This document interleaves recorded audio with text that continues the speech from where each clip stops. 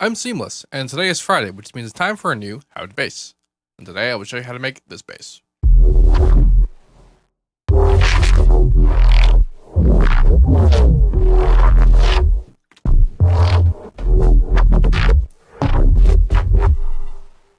This will be part one of How to Bass, where we talk about just the individual components that created the sound, and about how you would go just one by one doing it, and not really explaining anything. Part two will be all about explaining everything.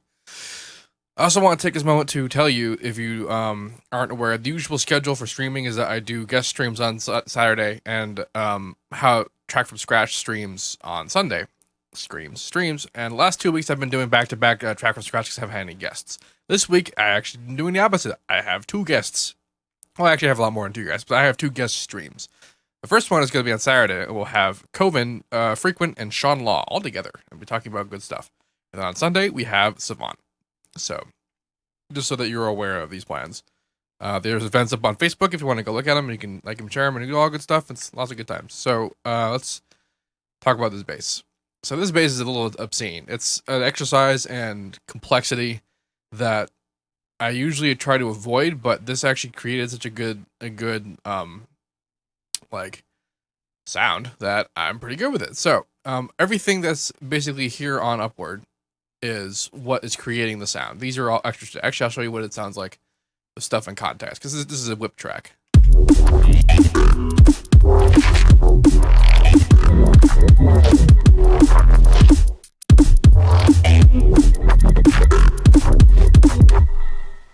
It's very whippy.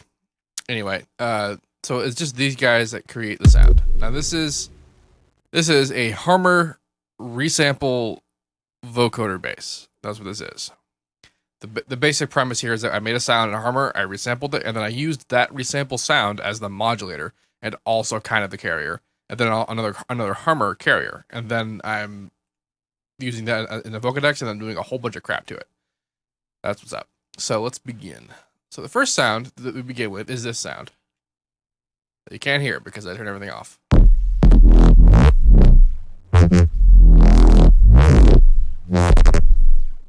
So this sound is, I believe this is a citrus, yes.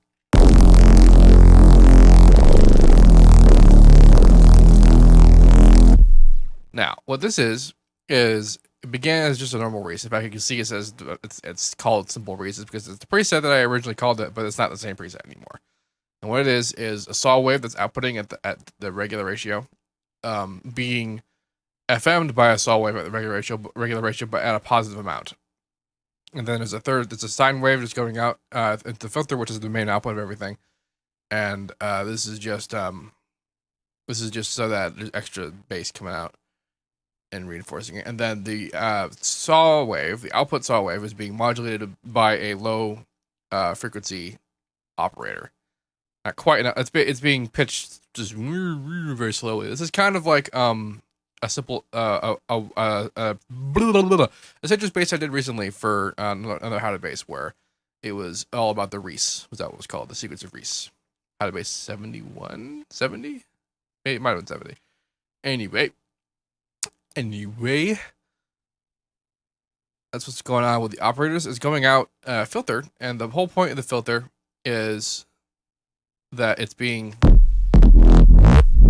it's supposed to be being filtered, but it's actually not being filtered at all. I have it on LP3 on a max with a little bit of drive, and then I also have the wave shaper engaged with a little bit of saturation. This was the settings that I had created for the Simple Reese originally. And I probably intended to use the actual filter as some kind of modulation. I don't even know if ModX is connected to the cot. Nope, not at all. So you would think that because it's the cut's all the way up, the resonance is all the way down, that it would actually have not much of an effect on the sound. But because we're on LP3, it's very harsh and hard, and the drive is on a little bit, so it's actually coloring the sound just by being on. So that's why I left it there. These guys aren't doing anything. So that's the sound. Now the sound is being affected heavily in a patcher. So this would be a pretty simple thing, but I decided to experiment a bit with Midside Processing. At the very end here, you can kind of see the split going on.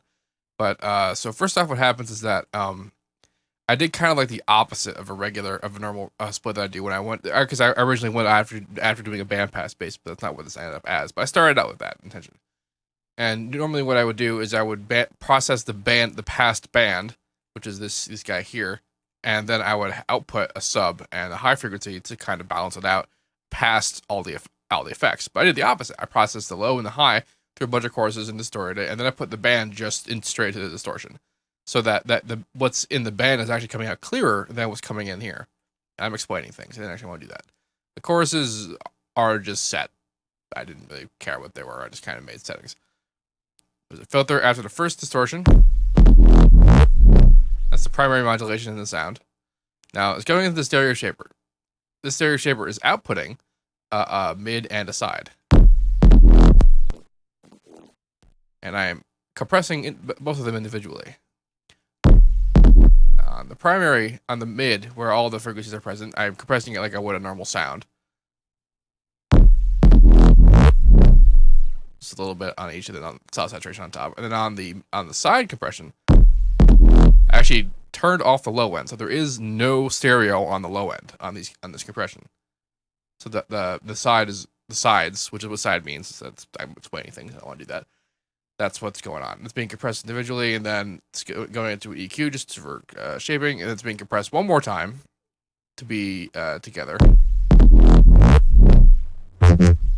That's that guy, and then it's going out, which is going into an Edison, and it was recorded.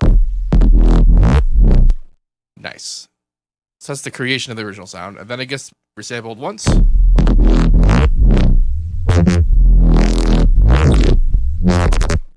Where I set a lot of unison. I did both the mid and the side for processing, where you enabled side here. Set on high precision, perfect, all that good stuff. Denoising all the way off. Sharpness in different settings for the mid and the side to give it a bit of interesting changes. I actually put different resample settings on it as well. The unison and the prism are different. A little bit of distortion, so a whole bunch of compression, and that's pretty much it for this guy. Also, I was messing around with the low pass, but I'm not doing anything with it.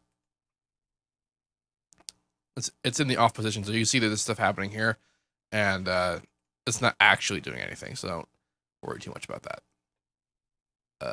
Then it's resampled again.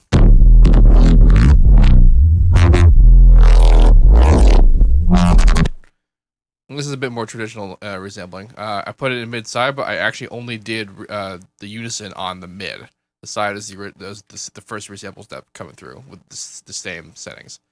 And the mid, I actually did some image format mutation, but I did not do it to the sides. I only did it to the mid. The sharpness is engaged a little bit. There's some more distortion, more compression, and that's the sound that ended up being finalized.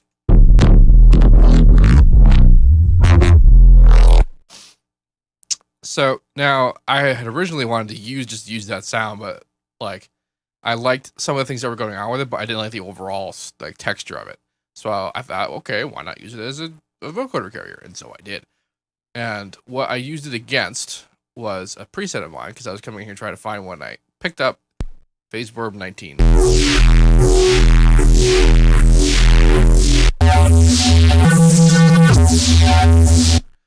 I dig this preset a lot. And originally I was going to go for something a little bit more sharper sounding, like something that was mostly just a saw based, like just real kind of clean, to thin out the original, the resampled sound as it was applied to it. But I heard this and I thought, wow, this is pretty sweet. So what's going on here is that there's this local EQ shape going on. This unison setting is just on a part 3 unison, fairly high, with this unison pitch setting. There's a phaser mask going on so that the mids are not as active as the low, and the highs kind of roll off. You can even see the effect of it happening here, where this sort of blurs out. That's the result of this setting here. Then you see it just goes away completely in the middle. That's the result of that here. This is so that certain frequencies remain untouched. This is a spectrum-based setting, not a note-based setting. I have detune set to 2. I have the mix set almost totally to saw, but not completely to saw. This wacky shape was a result of the local EQ being changed, because I didn't actually make any changes to the timbre window.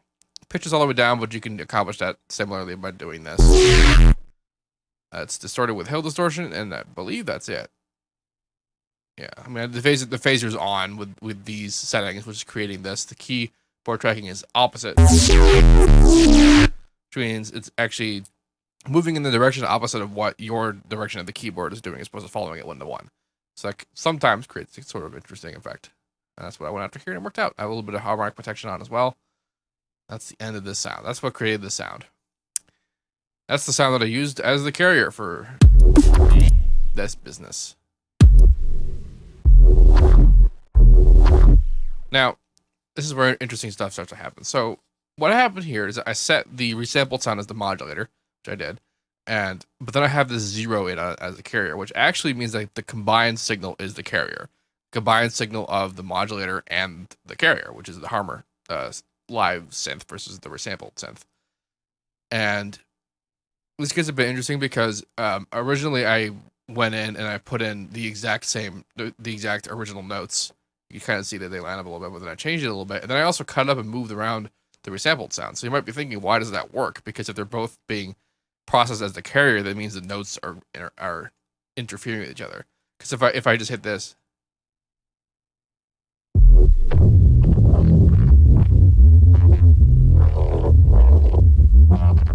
can actually still hear it coming through.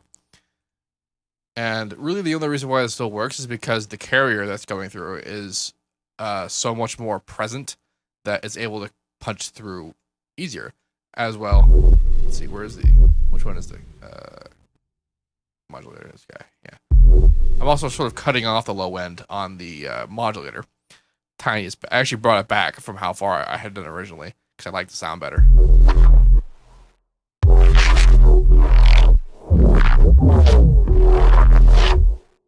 So that means that the true low end and the sub is being taken care of by the carrier. And again, I'm explaining things. I want to not do that. Yeah. All right. So fun thing. So here's the settings I have on the front panel. I have it on order 2, a little bit of higher bandwidth amount. Filter fatness off at 0%. Bandwidth multiplier all the way over to the left. It's pitched up a little bit. I have unison. I'm pretty high value on 3. And this is the band gain multiplier. I have cut off the low end. I have the carrier all the way up on, but with the low pass pretty low, which is keeping the low end coming up by itself. I have minimum times engaged, and I have to just kind of screw around with settings until I got something I liked. I messed with the band distribution settings, which has a very sort of interesting effect on everything. And I'll have to explain it to you in part 2 because it's a bit weird. If you're wondering why things are happening the way they are in that visualizer, it's because of that. I began to change bandwidth, but I didn't really mess with it a whole bunch, and I messed around with the modulator pitch shift to manually change around particular portions of the bands. So then I EQ'd it. This EQ was actually done after I did the rest of the effects, so that I knew that I wanted to push this up as high as I did. With it, when it was originally by itself, I had different ideas in terms of that. Then I compressed it. I distorted it a bunch. This is basically just the basic saturation setting. It's very round and kind of warm. It's not a very sharp or destruction of distortion. And how I use the low filter. Low filter has, oh dear.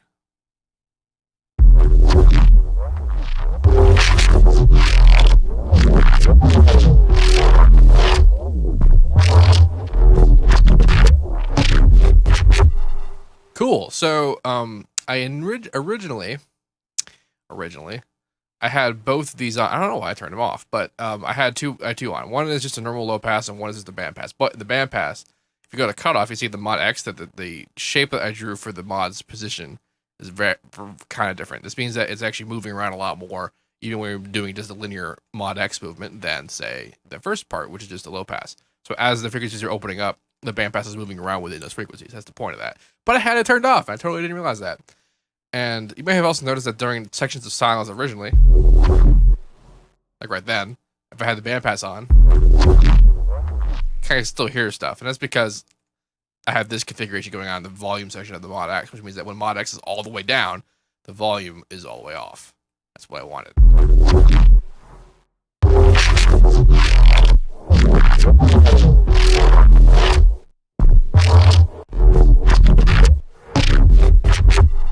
Kind of like that. I mean, it's what I wanted originally, but I did also still enjoy just what was like just with just the low pass on. guess you can, do either, which is the whole point of this, is that you're able to take this and make it your own thing.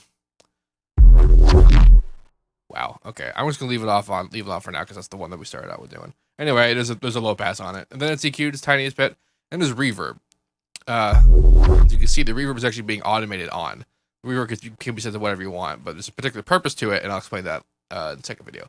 This is where some interesting things happening. So there's a compressor on top of all of this, but only the mid is active. The low and high are compression off, which means that they're not processing the sound, and also the main out is also not processing the sound. The only thing that's processing is the mid, and the mid, low, and high are being automated.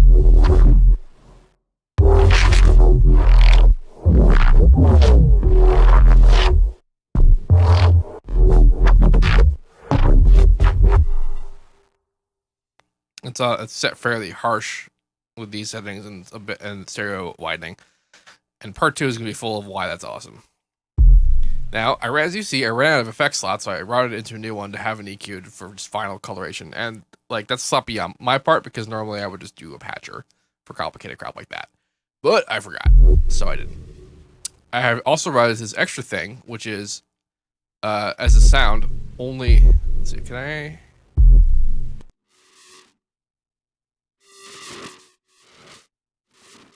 That's what it is. It's layering in that. And now this is just being EQing in only that tiniest bit. It's chorusing it and it's distorting it all to hell. And this is just to add in some high frequency action, like really high frequency fuzz. Without it,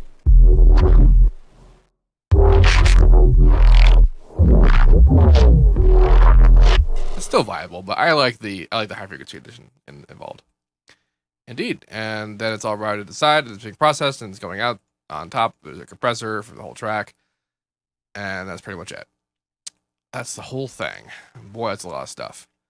So I'm gonna go more in depth over how all this works in part 2, and also the project for this will be available in the description. However, all of this will not be here. It contains things that I don't have the right to give out, so I'm not going to.